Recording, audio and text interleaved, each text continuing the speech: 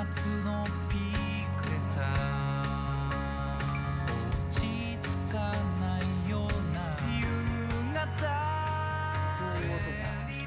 ちゃ生意気でエリは君で我慢しておく。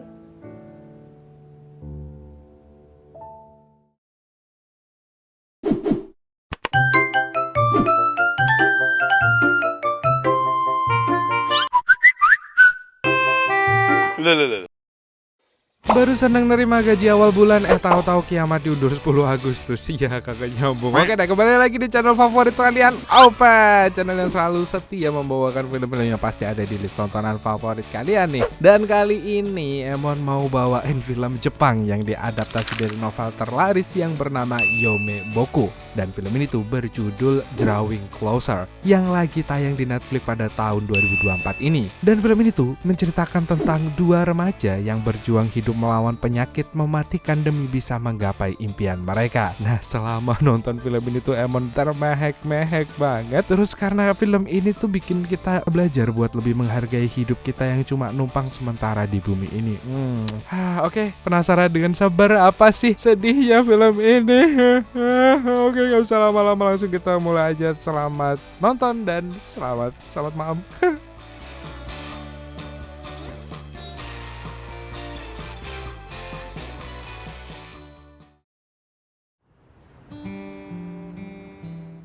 Cerita dimulai dengan seorang cowok bernama Akito yang lagi merenung sambil baca tutorial gimana caranya COD-an sama malaikat maut dengan cepat. Pas Akito mau ngikutin tutorial itu, dia malah gak sengaja melihat cewek cantik bak malaikat tak bersayap lagi duduk sendirian sambil ngelukis.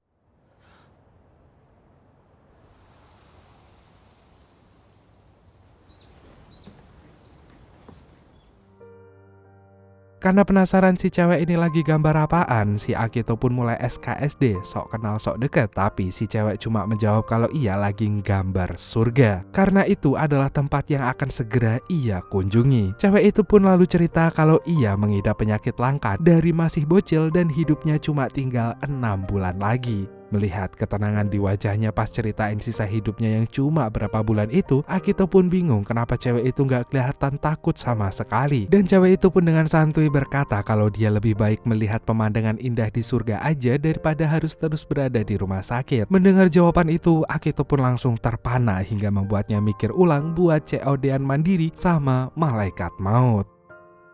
Sebenarnya kehidupan Akito 11-12 sama yang dialami oleh cewek itu. Jadi sebelumnya pas perjalanan pulang sekolah, Akito sempat mengalami suatu insiden dan membuatnya dilarikan ke rumah sakit. Dan saat dilakukan pemeriksaan lebih lanjut, dokter pun memberitahu kalau ternyata Akito ini mengidap penyakit tumor jantung yang ganas dan sisa hidupnya cuma selama 1 tahun aja. Semenjak itulah hidupnya pun mulai hancur berantakan. Dia pun jadi patah semangat karena merasa udah gak punya masa depan lagi. Bahkan impiannya buat jadi seorang seniman hebat pun mungkin gak akan pernah terwujud juga, karena dia gak tahu masih hidup atau enggak buat ikut kompetisi melukis yang selama ini ia damba-dambakan itu.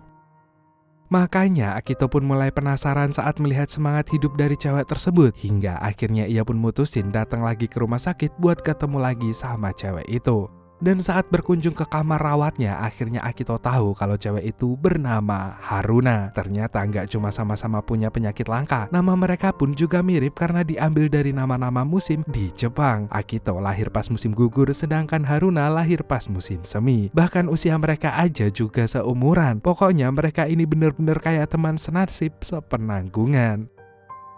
Dan selagi mereka ngobrol, Akito juga tahu kalau Haruna ini hobi banget ngelukis sama seperti dirinya. Akito aja sampai kagum karena Haruna ini jago banget melukis meski sama sekali gak pernah belajar di sekolah seni. Tapi Haruna bilang kalau dia merasa iri karena Akito masih punya masa depan untuk jadi seorang seniman. Awalnya Akito mau cerita soal penyakitnya ke Haruna, tapi dia langsung terdiam saat Haruna mendadak berkata kalau dia juga pengen banget ikut kompetisi melukis yang sama dengannya. Semenjak saat itu, Akito pun jadi rutin menjenguk Haruna setiap harinya. Sepulang sekolah, dia jadi orang pertama di kelasnya yang bakalan tenggo, yaitu tank langsung go. Maksudnya langsung cabut gitu ya kan. Sebelum ke rumah sakit, Akito mampir dulu sebentar ke sebuah toko bunga. Karena bingung mau pilih bunga apa untuk Haruna, si pemilik toko pun merekomendasikan sebuah bunga bernama Gerbera yang punya beragam warna dengan makna berbeda-beda. Pada akhirnya, Akito pun membawa pulang 5 bunga Gerbera yang kalau digabungin punya arti sebuah harapan. Sesampainya di rumah sakit, Akito pun melihat Haruna lagi tidur, tapi ia masih nyelonong masuk aja ke kamarnya. Dan gak lama kemudian ketahuan juga sama Haruna, yang ternyata cuma ngeprank tidur aja. Dan sebagai cowok sejati yang masuk tanpa izin ke kamar cewek, Akito pun langsung minta maaf dan ngasih bunga yang tadi dibelinya kepada Haruna. Haruna pun kelihatan seneng banget dapat bunga darinya. Dan sebagai ucapan terima kasih, Haruna mau traktir Akito makan bakso di kantin rumah sakit. Tapi sayangnya, 未来の二課展受賞者さん。すごい新しいお友達お邪魔して申し訳ないんだけど楽しみです。じゃまた来てあげてね。あ、はい。 karena kepikiran sama Haruna yang gak bisa nongki sama teman sebayanya, Akito pun berinisiatif buat membantu Haruna biar gak merasa kesepian lagi. Terus Akito ingat Haruna sempat cerita kalau ia pernah punya sohib pas masih kecil, tapi mereka udah gak pernah berhubungan lagi sampai sekarang. Berbekal informasi dari teman sekolahnya, Akito tahu kalau sohib masa kecil Haruna bernama Miura. Ternyata satu sekolah dengannya. Saat itu juga Akito langsung menemui Miura di kelasnya. Saat melihat Akito, Miura pikir si Akito ini cuma lagi berusaha PDKT seperti cowok buaya darat yang lain. Tapi saat Akito membahas soal Haruna, seketika Miura terdiam. Akito lalu cerita soal kondisi Haruna dan berharap Miura mau menjenguknya. Sayangnya Miura langsung menolak. Di hari berikutnya, Akito kembali menjenguk Haruna sambil membawa bunga Gerbera lagi. Saat melihat gambar Haruna, Akito pun mikir kalau Haruna kayaknya lagi nunggu seseorang untuk menjenguknya. Dan saat ditanyain soal itu, Haruna hanya bilang kalau ia berharap ayahnya lah yang datang karena udah 5 tahun dia nggak pernah melihat ayahnya lagi. Katanya dia cuma mau minta maaf sama sang ayah karena punya seorang putri yang gak sehat seperti dirinya. Padahal ayahnya pengen banget menghabiskan waktu bersamanya. Tapi karena kondisi tubuhnya yang sakit-sakitan, dia tahu kalau sampai kapanpun dia gak akan pernah bisa pergi kemanapun bersama sang ayah. Makanya Akito pun berusaha mencari tahu informasi soal keluarganya Haruna ke kepala perawat yang pernah ditemuinya itu. Pas Akito nanya di mana dia bisa ketemu sama orang tuanya Haruna, tanpa diduga si kepala perawat memberitahu kalau ternyata dialah ibu kandungnya Haruna.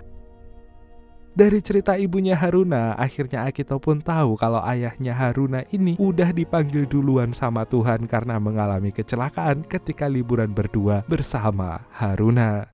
初めて2人で海に出かけたの。よし行こでもう。おい、大丈夫か？春菜。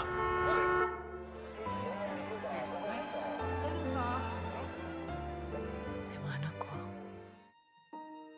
Dan semenjak itulah Haruna pun mulai menutup diri dari dunia luar karena dia terus merasa bersalah dan cuma pengen cepet-cepet nyusul ayahnya aja pergi ke surga. Karena itulah ibunya Haruna merasa berterima kasih banget sama Akito karena ia sudah mau jadi temennya Haruna dan bikin Haruna bisa ceria lagi seperti dulu.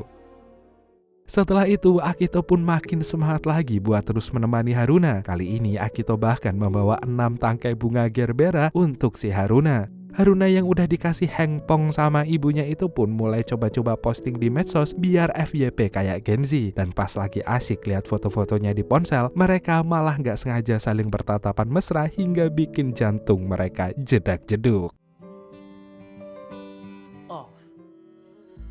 Di detik berikutnya, Akito pun langsung istighfar karena hampir aja kecolongan. Pas Akito lagi pura-pura sibuk menata bunga buat dipajang di kamar, Haruna sempat nanya kenapa Akito kok rajin banget nengokin dia daripada main bareng teman-teman sekolahnya. Sama sepertinya, Akito pun akhirnya juga cerita kalau dia nggak punya banyak temen buat diajak nongki. Haruna juga kepo, Akito punya gebetan atau enggak. Akito cuma jawab kalau dia cuma punya teman masa kecil aja, tapi temannya itu udah ada yang nemenin. Saat itu Haruna mengira kalau Akito lagi galau mikirin gebet aja pas di atap waktu itu.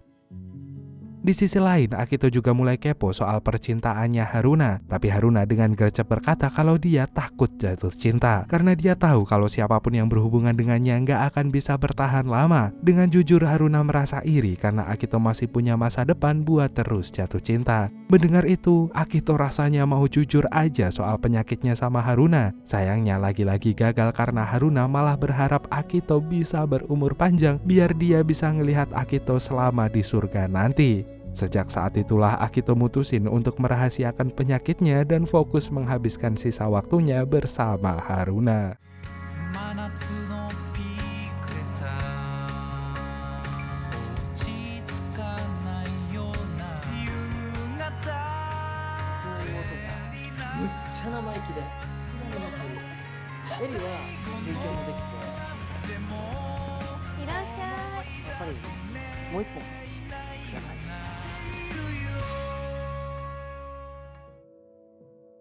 Pas menjenguk Haruna, Akito nanya apa yang mau dilakuin Haruna saat liburan musim panas nanti. Haruna pun awalnya bilang kalau ia maunya libur dari penyakitnya aja kalau bisa. Meski cuma bercandaan doang, tapi Akito langsung merasa makjleb saat mendengar itu dan merasa nggak enak hati sama Haruna karena udah salah ngomong. Dan demi mencairkan suasana, Haruna pun langsung bilang kalau ia suka melihat pertunjukan 4.500 kembang api dari kamarnya. Untuk mengabulkan permintaan Haruna, Akito pun berjanji buat menemani Haruna melihat kembang api itu. Saking senengnya, Haruna sampai nulisin tanggal janjian mereka di telapak tangannya Akito sebagai pengingat janji mereka. Sayangnya saat itu Akito nggak bisa lama-lama menemani Haruna karena dia ada janji sama dua sohibnya buat nonton layar tancap. Akito pun pamit pergi dan terus mengingat janji mereka buat melihat kembang api bersama-sama.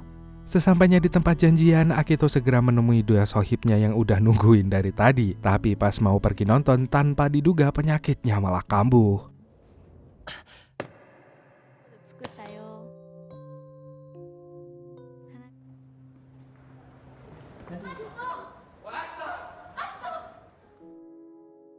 Setelah siuman, Akito sadar kalau ia sudah dirawat di rumah sakit. Yang bikin Akito terkejut, dia nggak nyangka kalau dirinya udah nggak sadarkan diri selama seminggu. Ibunya ngasih tahu kalau ia habis melakukan operasi buat pasang mesin di jantungnya. Jadi dia harus menginap di rumah sakit selama sisa liburan musim panas. Saat itu juga Akito ingat sama janjinya sama Haruna. Pas tahu kalau hari ini adalah hari tanggal janjian mereka, Akito langsung diliputi rasa bersalah karena nggak bisa menepati janjinya itu.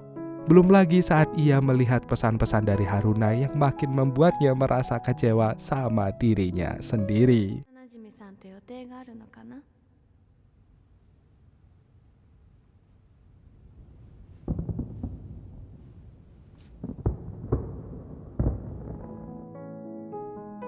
Gak lama setelah itu, Akito dapat telepon dari Haruna. Seketika itu juga Akito minta maaf karena sudah mengingkari janjinya. Tapi bukannya marah, Haruna malah senang-senang aja kalau Akito bisa menikmati liburannya walaupun dia harus diam-diam menahan rasa sedihnya itu. Karena bagi Haruna bisa melihat kebahagiaan Akito adalah kegembiraan terbesar untuk dirinya. Meski mereka nggak bisa melihat kembang api bersama, tapi hati mereka tetap bisa merasakan betapa berharganya momen kebersamaan mereka saat ini.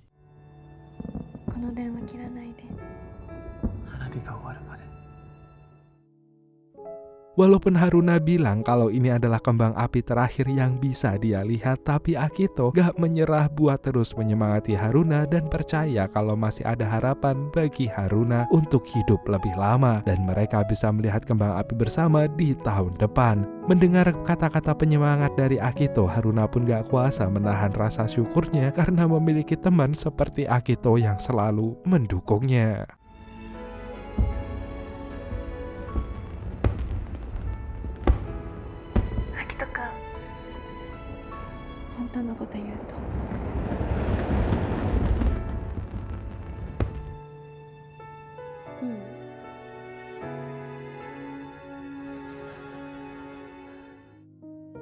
Esok harinya, dua sohib Akito datang ke rumah sakit buat menjenguknya. Meski mereka sempat marah karena Akito merahasiakan soal penyakitnya itu, tapi mereka tahu kalau Akito cuma nggak mau membebani orang-orang di sekitarnya. Meski begitu, mereka tetap ingin menemaninya selama perawatan. Akito pun gak melarang dan malah berterima kasih karena para sohibnya itu mau menerima kondisinya apa adanya.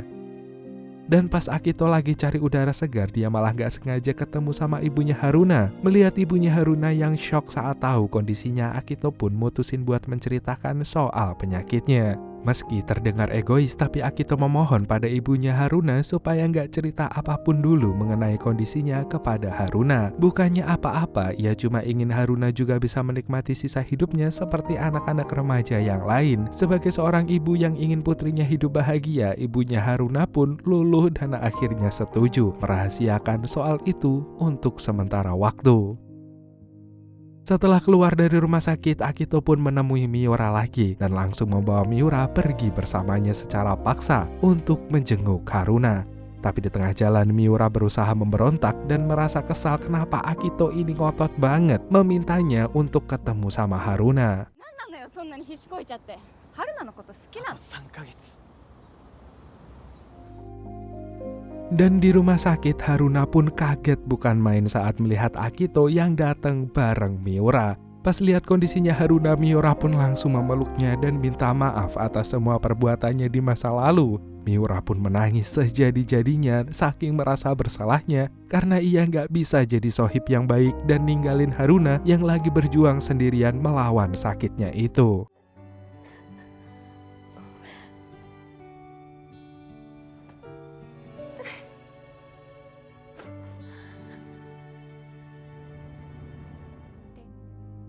Dalam perjalanan pulang, Miura cerita soal kenangan masa bocilnya pada Akito, di mana saat itu Haruna introvert banget karena minder sama penyakitnya dan Miura pun berusaha mendekati Haruna. Sejak saat itulah mereka mulai akrab hingga akhirnya menjadi sahabat sejati. 私物おじしないからさ、最強のバディ。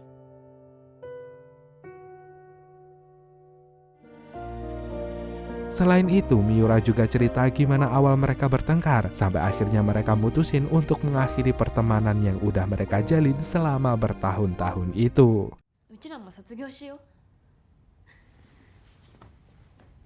何それ。そんなんだから友達いないんだよ。 Selesai dengerin ceritanya Miura, Akito pun bilang kalau Haruna cuma mau membebaskan Miura dari tanggung jawab buat merawatnya yang sakit-sakitan karena dia nggak mau jadi beban untuk sahabatnya tersebut. Makanya Haruna bersikap keras pada Miura meski sebenarnya dia juga merasa kehilangan atas retaknya persahabatan mereka. Mendengar itu, Miura pun langsung merenungi kesalahannya yang ternyata kurang peka sama apa yang dirasakan sahabatnya itu. Malamnya di rumah, ayah Akito memberitahu kalau ada prosedur medis terbaru yang bisa membantunya untuk mengobati penyakit langkanya itu. Dia pun berharap kalau putranya mau mencoba melakukan operasi itu supaya bisa ikut kompetisi melukis nanti. Sayangnya Akito menolak karena dia udah janji sama Haruna untuk menghabiskan sisa waktunya selama 3 bulan tersebut. Lagi pula Akito mikir kalau operasi itu cuma bisa memperpanjang sedikit hidupnya aja dan bukannya benar-benar menyembuhkannya. Meski kecewa sama penolakan putranya, ayah Akito nggak bisa memaksanya lagi dan pergi dengan hati yang sangat berat. Keesokan harinya, Akito kembali menjenguk Haruna dan gak menduga kalau Miura juga datang ke sana hampir tiap hari. Melihat kedua temannya terlihat akrab kayak Tom and Jerry yang kerjanya cuma berantem tapi masih sayang-sayangan, Haruna pun bahagia bukan main karena dia gak menyangka kalau hari-harinya bisa menjadi lebih berwarna berkat kedua temannya itu. 合うと思うよ。は？あんたは二次元にでも恋してな。俺は恋なんか Pas itu Haruna asal nyeblak kalau ia seneng bisa ngerasain kumpul bareng teman sekolah. Mendengar ucapan Haruna malah bikin Akito dan Miura langsung terdiam saking sedihnya. Karena terus keinget sama ucapan Haruna tadi, Miura pun lalu ngasih 2 tiket festival ke sekolah Akito dan memintanya untuk ngajakin Haruna melihat festival itu. Sebagai sohibnya, Miura juga pengen Haruna sekali aja di hidupnya bisa menikmati masa-masa remajanya tersebut. Melihat ketulusannya Miura, Akito pun berjanji kalau dia bakal membawa Haruna menikmati festival sekolah tersebut. Setelah itu, Akito pun langsung menghubungi Haruna buat ngajakin ia ke festival sekolah. Akito bilang kalau Haruna nggak perlu khawatir karena dia bakal usahain buat dapat izin dari dokter dan ibunya Haruna.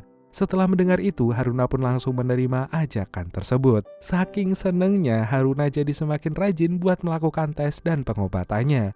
Meski harus menahan sakit yang bertubi-tubi karena pengobatan itu, Haruna rela melewati semua itu demi bisa menikmati festival sekolah yang selama ini ia dambakan.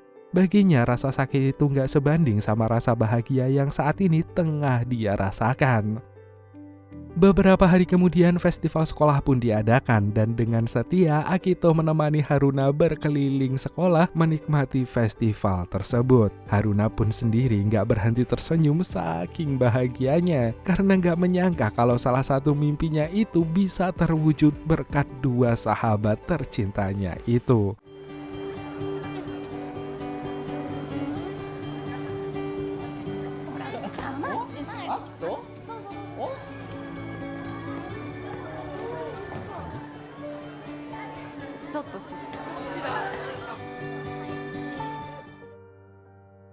Mereka juga nggak melewatkan melihat penampilan Miura di drama sekolah. Di sana Haruna kelihatan begitu bangga sama sohibnya itu. Sementara Akito juga senang bisa melihat Haruna yang tersenyum cerah. Selesai pertunjukan, Miura pun langsung menemui Haruna dan Akito. Miura seneng banget karena Haruna bisa datang dan sahabatnya itu bisa menikmati hidupnya seperti remaja pada umumnya. Dan dalam perjalanan pulang, Akito juga ngajakin Haruna pergi ke suatu tempat. Ternyata tempat yang mereka kunjungi adalah pantai yang pengen banget didatangi Haruna bersama ayahnya dulu. Di situ Haruna pun terharu karena gak menyangka kalau Akito sampai susah payah usahain supaya dia bisa mengunjungi pantai impiannya tersebut. Di tengah obrolan, Haruna sempat bertanya apakah Akito bersedia menghidupkannya lagi seperti pangeran yang menolong Putri Salju dari kematian. Karena dia pengen banget sekali aja dalam hidupnya bisa merasakan jatuh cinta pada seseorang dan membahagiakan orang yang dicintainya itu. Sambil menahan rasa sedihnya, Akito cuma minta maaf karena dia tahu kalau dirinya sendiri gak punya kuasa dan gak bisa mengubah apapun takdir mereka. Sekalipun dia pengen banget bisa nolongin Haruna supaya bisa hidup lebih lama bersamanya. Meski begitu, Haruna pun gak mengharapkan apapun dari Akito dan cuma mau menghabiskan momen bahagianya bersama Akito saat ini juga.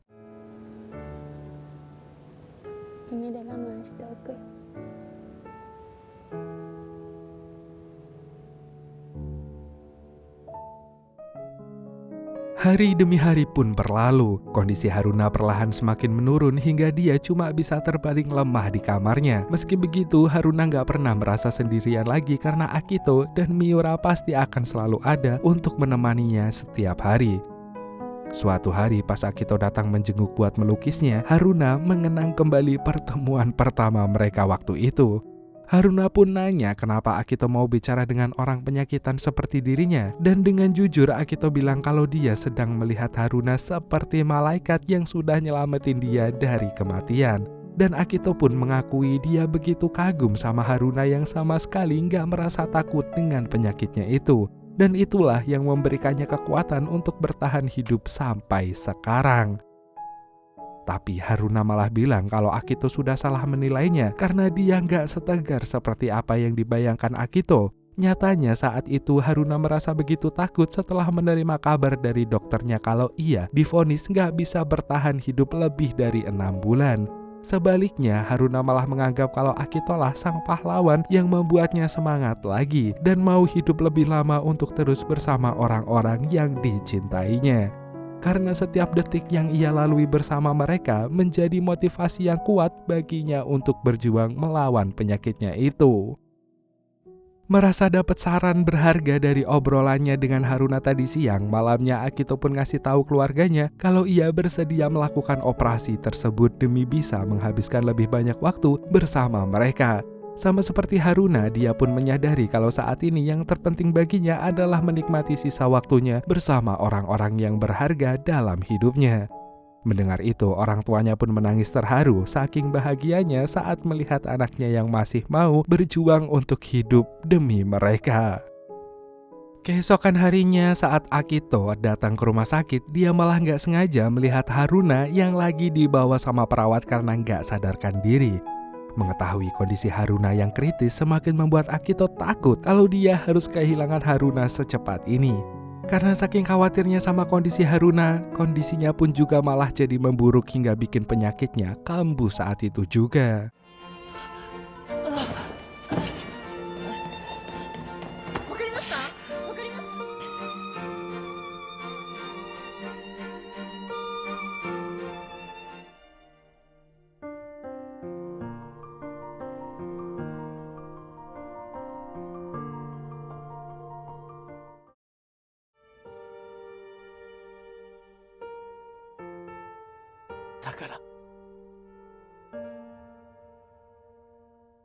Beberapa hari kemudian, di pemakaman, Miura kecewa berat sama Akito karena dia nggak ada untuk menemani Haruna di saat-saat terakhirnya.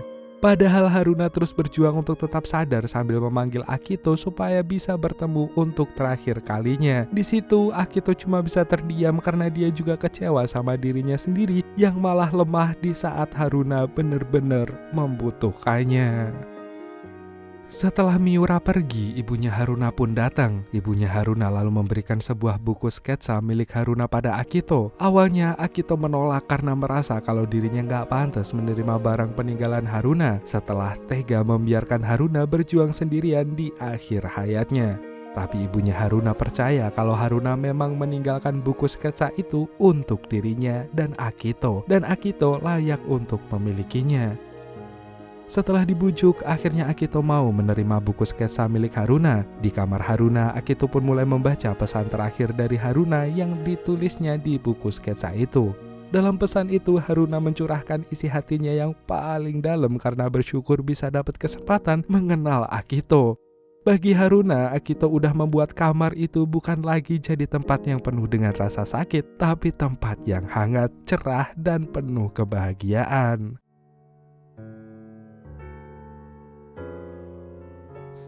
だからキト君ももっともっと内緒再会できる日を楽しみ親友ってお花のお返しに私 Demi menepati janjinya pada Haruna, Akito pun bertekad akan mengubah dirinya menjadi lebih baik supaya bisa hidup bahagia dan lebih lama untuk mereka berdua. Kini Akito kembali mengikuti klub seninya lagi. Akito juga melakukan operasi untuk memperpanjang sisa hidupnya dan rutin menjalani pengobatan. Selain itu, dia juga terus semangat menjalani hari-harinya dan lebih banyak menghabiskan waktu dengan keluarganya. Di sisi lain, Miura akhirnya tahu kalau Akito selama ini juga sedang sakit parah. Selama itu pula Miura juga sering menjenguk Akito di rumah sakit. Sama seperti pas Akito nengokin Haruna dulu, Miura juga nggak pernah absen membawa buket bunga gerbera saat menjenguk Akito. Pas Miura lagi di toko bunga, dia nggak sengaja melihat foto bunga gerbera yang diunggah sama Haruna di medsosnya. Setelah itu, Miura pun buru-buru ngasih tahu soal foto itu ke Akito. Di situ Akito langsung inget kalau Haruna dulu sempat memfoto bunga pemberiannya buat diunggah ke medsos. Tapi saat Akito lagi lihat-lihat medsosnya Haruna, ada satu postingan yang di private dan harus masukin password dulu buat melihatnya. Karena tahu kalau postingan itu untuknya, Akito pun berusaha memecahkan passwordnya. Tapi Akito kesulitan karena terus-terusan salah masukin kata sandinya. Dan pas Akito ngelihat lagi buku sketsanya Haruna, Akito ingat kalau ada gambar 3 bunga gerbera di lembar terakhir dalam buku sketsa itu. Berhubung bunga gerbera ini punya ikatan yang kuat dengan mereka, Akito pun mencoba memasukkan kata sandi 3 gerberas. Dan akhirnya postingan rahasia itu berhasil dibuka olehnya. Dan dalam postingan itu ada pesan lagi dari Haruna buat Akito. Tapi yang bikin Akito kaget bukan main adalah karena ternyata diam-diam Haruna sudah tahu soal penyakitnya tersebut. Selama ini Haruna hanya pura-pura nggak tahu kondisi Akito yang sebenarnya. Karena ia nggak mau pengorbanan yang sudah dilakukan Akito buat dirinya menjadi sia-sia. Dan dia cuma ingin membalas semua kebaikan Akito. Karena bagi Haruna, momen 6 bulan terakhirnya bersama Akito adalah hal yang paling berharga dalam hidupnya. 一番幸せだったよじゃなくて必然だよね。君の痛みを私が背負うから。あやちゃんのこともありがとう。あやちゃん。 Di pesan itu, Haruna juga mengutarakan perasaannya yang selama ini ia pendam pada Akito melalui 3 bunga gerbera itu. Dari karangan 3 bunga gerbera itulah Akito tahu kalau Haruna begitu mencintainya dengan sepenuh hati.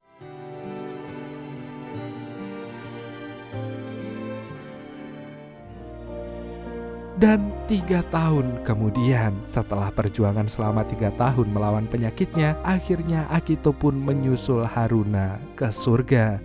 Sebagai sahabat, Miura pun gak pernah sekalipun absen mengunjungi makam mereka berdua dengan membawa 3 bunga gerbera untuk kedua sahabatnya itu.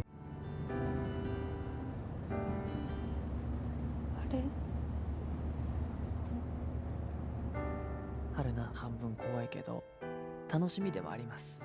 黒一色だったこの世界が。そういえばさっき目を覚ましたら思います。爪に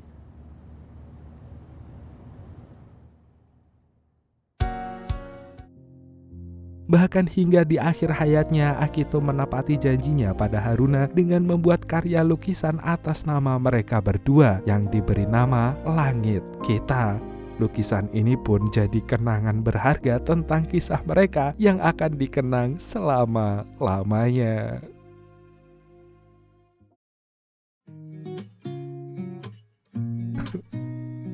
Dan film pun tamat dengan 2 orang yang meninggal.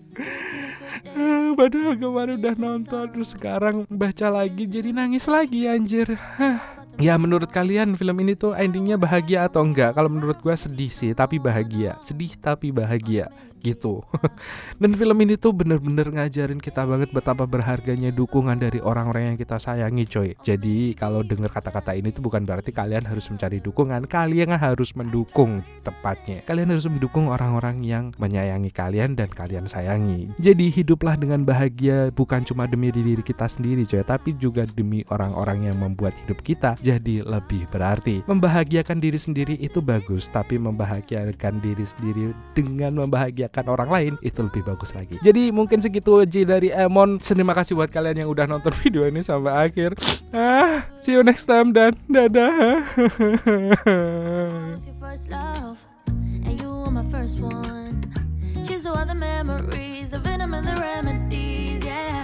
Promise I won't fall.